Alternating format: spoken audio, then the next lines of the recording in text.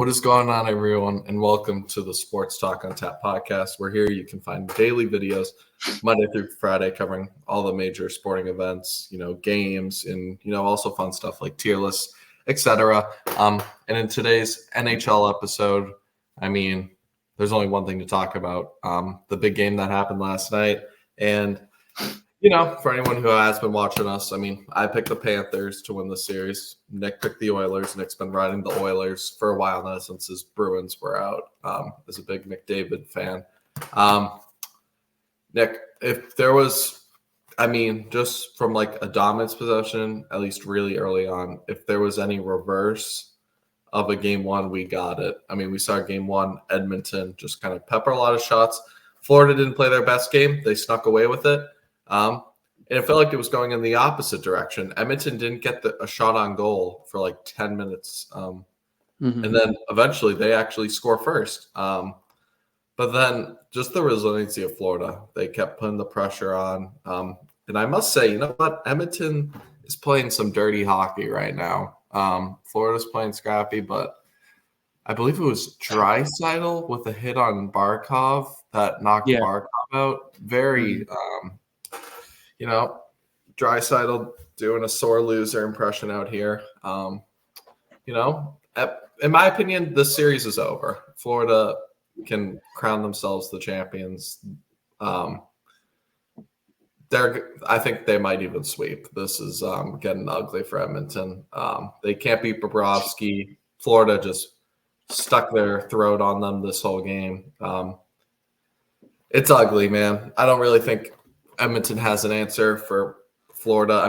Rodriguez, another player that, was scrapping the Bruins series. Didn't really do much in the Rangers series, but, scored in game one to officially bury it. I think it was to bring them up 2-0, so it kind of pulled them away. And then just, different players stepping up every night for Florida. And, it's a shame. I think Edmonton was a good ride, but I really would have loved a Florida-Dallas series. But, I think this is just a Cy Young run or Cinderella run where you just, give it all you got. But you ran into a beast that's just in the waiting. It's nothing against Edmonton. It's just Florida's that good and that much better. I guess you can, if you're Edmonton, you can say we haven't lost on home ice yet. But, maybe it won't be a sweep, but maybe it's like a split in Florida, ends it in 5, like a gentleman's sweep. But we'll see. But, Edmonton's getting really physical now. They're getting frustrated. Florida, but Florida, wants it. They almost had it last year. They're going to get it this year. And, Florida, the new state of hockey. I don't know how Edmonton's going to, turn it around because you just said with the whole, reversal and dominance of possession and stuff, and yet they still lost both games by 3 goals. So it goes to show how much or how valuable a top tier goaltender is, because he's always going to keep you in the game no matter how good or bad your offense is playing. But yeah, I'm right there with you. As much as I want Edmonton to win, I don't see how they're going to do it unless they pull a rabbit out of the hat and win 2 straight back home. And then we might be talking about a different series, but with how much Florida's just rolling right now and seemingly dominating. And you just said Edmonton's just frustrated. They're, taking low blows, taking cheap shots with flying elbows and stuff like that. So I think just Edmonton is absolutely on the ropes, and it's do or die next game. And I'm curious how Florida responds to that in game 3. Do they, give a little nasty elbow too? Just to set I don't think they need to. I think they're at the point where they're probably so locked in on just winning. They're going to be like, hey, these guys are going to be pissed off. They're going to be throwing cheap shots. Keep your cool. Let's get our, 5-minute penalty, score a couple of goals, win this game. Yeah. That's very possible. So I'm just, very excited to see, already what game 3 has to offer. But once again, like you said it, dominance for Edmonton game 1, they lose 3-0. Dominance in Florida, they lose by 3 goals again. So Florida just is proven to me they're just the better.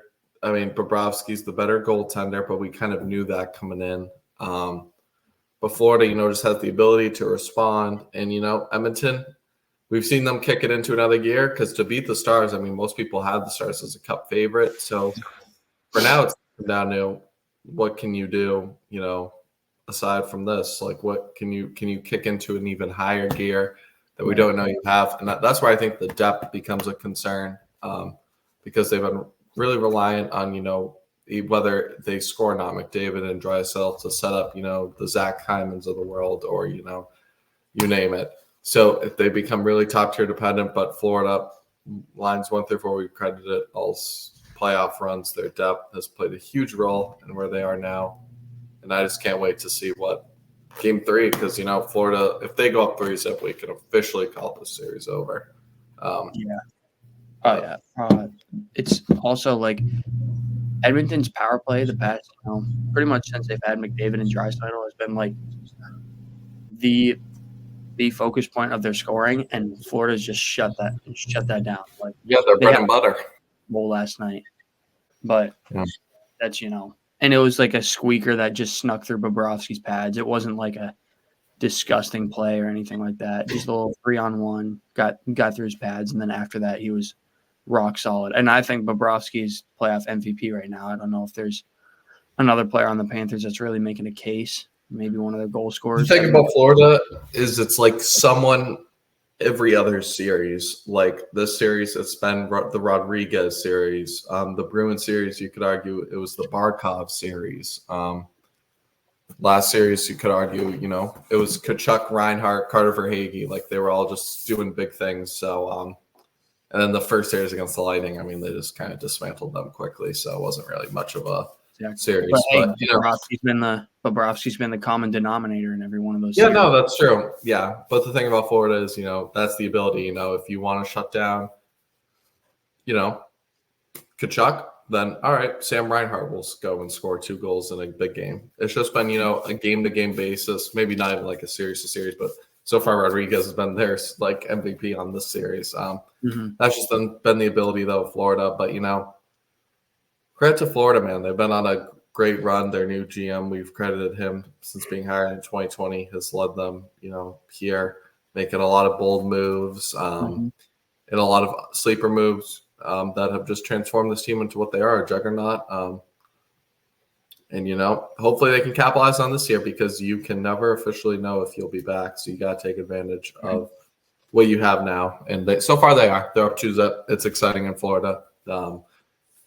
They're 2 wins away. But, for my sake and for a lot of people's sake, hopefully Edmonton at least wins 1 at home. Let's make this series a little bit interesting. Right. But we'll see. But with that being said, obviously get a couple of days off. We'll see what happens. I don't know. Will Barkov play? He'll probably. I mean, these guys are tough as nails. Yeah. It's the Stanley Cup Finals. You got nothing to lose. Most of these guys are willing to die out there, so he'll probably be back. It was a cheap shot though. Like even as somebody who's rooting for the Oilers, like that was definitely a cheap shot. And the leg to leg contact thing was kind of like, what are you doing? Yeah. Edmonton's getting frustrated, best way to say it. But, like you said, probably best Florida just doesn't retaliate and just, they're so locked in right now. They want it. But with that being said, yeah. So that was game 2 last night. Game 3 in a couple of days, hope we'll see what happens. But with that being said, make sure to like and subscribe if you enjoy this kind of content. It'll catch you in the next one. Peace.